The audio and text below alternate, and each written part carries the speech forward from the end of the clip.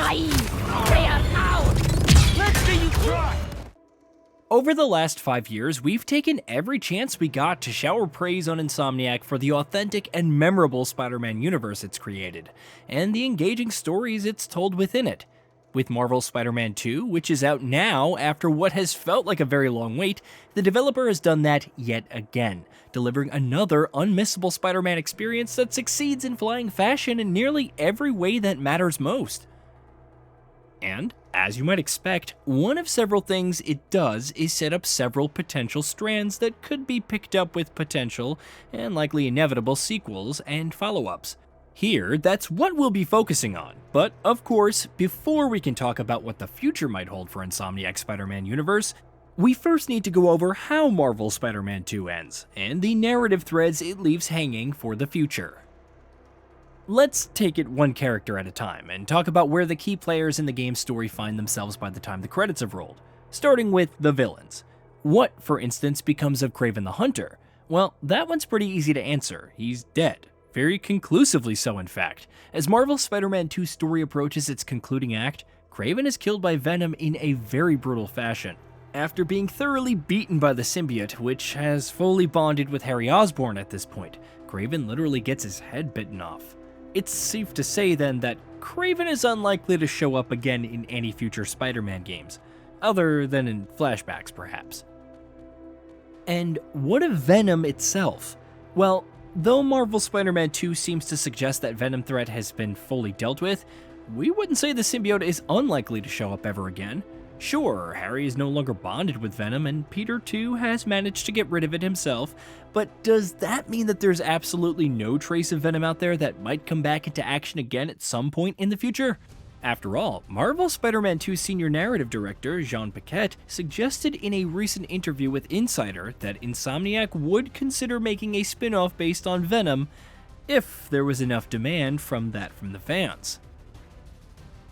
Given the fact that Marvel's Spider-Man 2's playable Venom section is one of its best surprises and biggest highlights, we wouldn't be surprised if a standalone sequel focused entirely on Venom, similar to 2020's Miles Morales, which ended up launching in the next couple of years.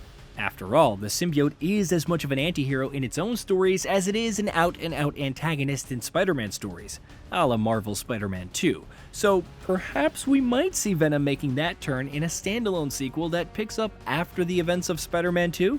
Maybe that's where Eddie Brock gets introduced in this universe. We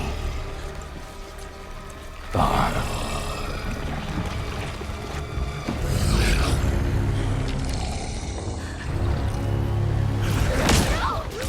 Coming off of the villains to the heroes, what's going on with the two Spider-Men at the end of Marvel's Spider-Man 2?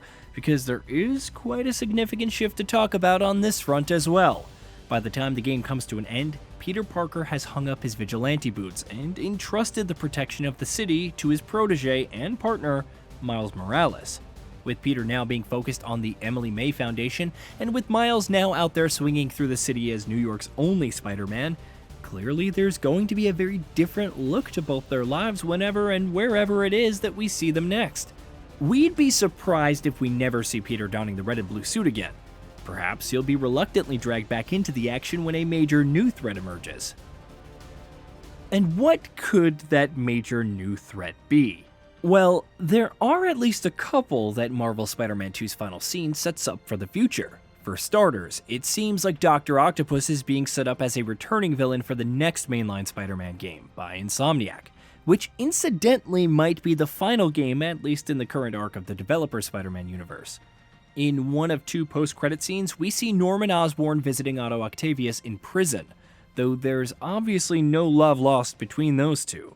Norman, who believes the Spider-Man to be responsible for his son's current condition, visits Otto to try to get him to tell him who's behind the arachnid mask. He doesn't get the information he's looking for, but in that scene, when Norman asks Otto what it is he's writing in the diary he's holding, he not so subtly says, "the final chapter." So yeah, it seems like Dr. Octopus will once again be a major villain in Marvel's Spider-Man 3, and he might not be the only one either. In fact, it seems like Green Goblin could finally be making the appearance we've been hoping to see for so long. As he's standing by a comatose Harry Osborn's bed at the end of Marvel's Spider-Man 2, Norman calls someone at Oscorp and tells them to get the G-Serum ready. You don't exactly need to be an expert in Spider-Man lore to figure out that they're setting up Green Goblin here. Of course, there are still some questions that need answering. Will it be Harry or Norman who will hop aboard that iconic glider? Will it be Harry who gets given the serum in hopes of improving his medical condition? Or will it be Norman who takes it to test it on himself before he gives it to his son? Either way, it seems like Insomniac is setting up a Spider-Man game where both Green Goblin and Dr. Octopus will serve as the primary antagonists. And we couldn't be more excited about the prospect of something along those lines. Of course, those won't be the only villains who will be showing up in future games in Insomniac's Spider-Man universe. Whether that's in a Spider-Man 3, a Miles Morales-style spin-off, or even DLC for Marvel's Spider-Man 2. Someone we can be sure that we'll be seeing at some point in the future is Carnage. One of Spider-Man 2's questlines, which sees Peter and Yuri working together as Spider-Man and Wraith in an attempt to bring down Cassidy, and that he's now got his hands on a sample of the symbiote. For those unaware, Cassidy is the host of the symbiote known as Carnage, who's one of Venom's best-known villains. So does this mean that we'll be seeing Carnage in Marvel's Spider-Man 3? Or will he instead show up in the aforementioned hypothetical Venom spin-off? A villain that we have a pretty good chance of seeing at some point in the future in Insomniac's Spider-Man series is the Chameleon.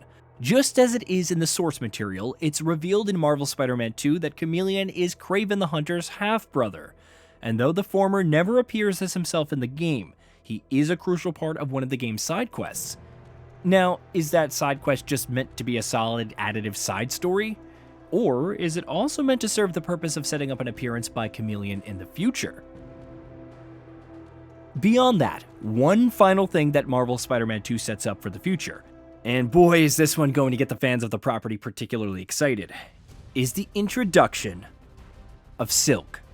Though many had speculated for a while that Spider-Man 2 might introduce Gwen Stacy, aka Spider-Woman, it seems Insomniac had plans to introduce a different member of the Spider family. In the second and final post-credit scene of Marvel's Spider-Man 2, we see Miles and his mother Rio hosting a dinner for a man named Albert Moon and his daughter Cindy. And Cindy Moon is of course the young woman who's also known as the Spider superhero Silk. So does that mean Cindy already has her powers in this universe when she meets Miles? Or will we see her going from a regular person to a third spider hero who gets bitten by a radioactive spider in the next game in the series? And if she is already Silk in this universe, is there a chance that instead of Venom, Insomniac chooses to release another standalone spin-off focused instead on Silk? Or maybe she'll have a prominent role to play in potential DLC for Spider-Man 2. Either way, it's clear that there's no shortage of strands that Insomniac can pick up for the future of Marvel's Spider-Man series. The studio has expertly established and then expanded on one of the best, most unique, and most authentic Spider-Man universes that you'll ever see. And by the time that Spider-Man 2's credits have rolled, not only is that truer than ever before, the future of the universe also looks immensely more exciting. It will, of course, be a while before we find out what lies ahead of Insomniac's Spidey series, but whatever it is, it will demand our absolute attention, to say the very least. Hey, did you know that we at GamingBolt upload new videos every day? Stick around, drop a like, subscribe, and hit that bell, and let us know what kind of content you'd like to see in the future with a comment below.